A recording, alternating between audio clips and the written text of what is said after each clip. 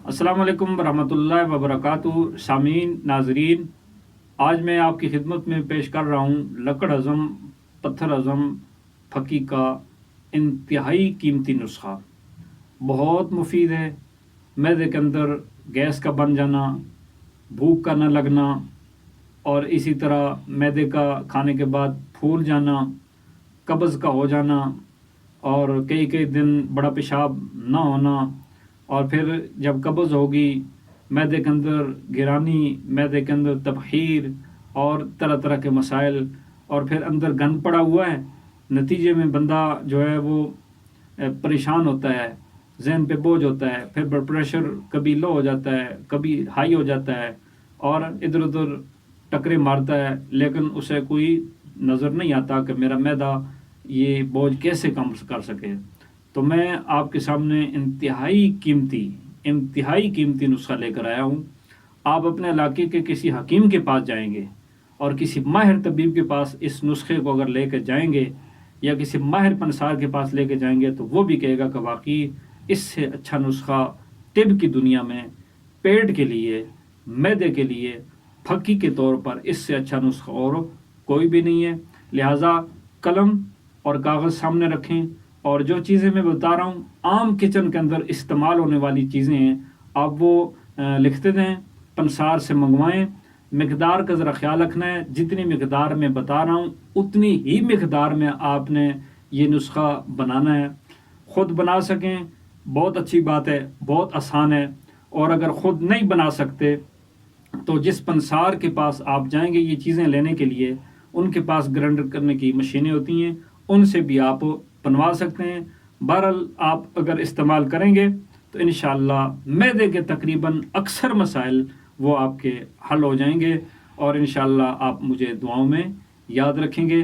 کرنا آپ نے کیا ہے کہ کھانا کھانے کے بعد آدھی چمچ، کھانے والی آدھی چمچ، یہ نیم گرم عام معمول کے مطابق پانی کے ساتھ آپ استعمال کریں۔ اسی طرح رات کا کھانا جب کھائیں، ایک بات ذہن میں رکھیں کہ رات کا کھانا ہمیشہ سونے سے 1.5-2 گھنٹے پہلے کھائیں، اور پھر اس کے بعد تھوڑی واک کر لیں، چلیں پھریں۔ تو رات کا کھانا کھانے کے بعد بھی آدھا چمچ ہو یہ استعمال کریں گے، انشاءاللہ ہوا، بد ہضمی، اور اسی طرح قبض، یہ انشاءاللہ ساری جو ہے نا بیماریاں ختم ہو جائیں گی۔ اب آپ کاغذ قلم پاس رکھیں اور نسخہ لکھتے جائیں جی۔ نمبر 1، اجوائن دیسی۔ اجوائن کی 2 قسمیں ہیں، ایک ہوتی ہے اجوائن خراسانی اور دوسری ہوتی ہے اجوائن دیسی۔ یہ جو میں نسخے میں بتا رہا ہوں یہ ہے اجوائن دیسی، یہ 200 گرام کافی ہے جی۔ نمبر 2، سنا مکی، یہ 100 گرام۔ تیسری چیز ہے سفید پودینہ۔ یہ پودینے کی 2 قسمیں ہیں، ایک سفید پودینہ ہوتا ہے اور دوسرا جو ہے نا وہ سیاہ رنگ کا ہوتا ہے، اور پہاڑی علاقوں میں بہت زیادہ پایا جاتا ہے۔ تو یہ آپ نے سفید پودینہ اس میں استعمال کرنا ہے۔ سفید پودینہ 100 گرام۔ نمک خوردنی، عام کچن میں سالن میں استعمال ہونے والا نمک، یہ آپ نے اس پھکی میں ڈالنا ہے 25 گرام، اس سے زائد نہیں ڈالنا۔ اور جو لوگ بلڈ پریشر کے مریض ہیں وہ اگر بالکل نمک نہ ڈالیں تو بھی کوئی بات نہیں ہے۔ 25 گرام۔ میٹھا سوڈا، یہ 50 گرام۔ مرچ سیاہ، فلفل دراز بھی ان کو، فلفل سیاہ بھی ان کو کہا جاتا ہے، کالی مرچیں، مرچ سیاہ، یہ 50 گرام۔ زنجبیل 50 گرام۔ سونف 100 گرام۔ زیرہ سفید، یہ بھی 100 گرام لے لیں۔ اور نوشادر، یہ ایک ڈلی سی ہوتی ہے نمک کی طرح، ذرا زائد جو ہے نا وہ سفیدی مائل ہوتی ہے، یہ 50 گرام۔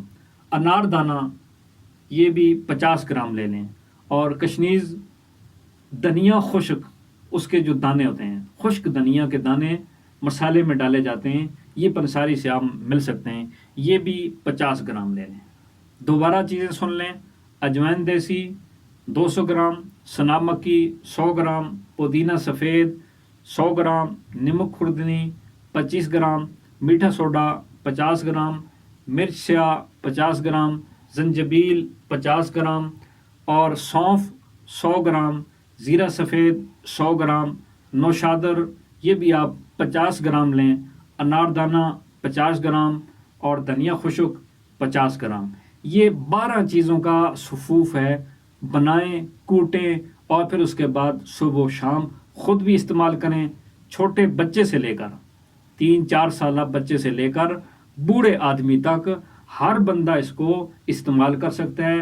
بے زرہر اور بے حد مفید نسخہ ہے، اور میں اس چینل کے واسطے سے آپ حضرات کو بطور پیش کر رہا ہوں. السلام علیکم ورحمۃ اللہ وبرکاتہ.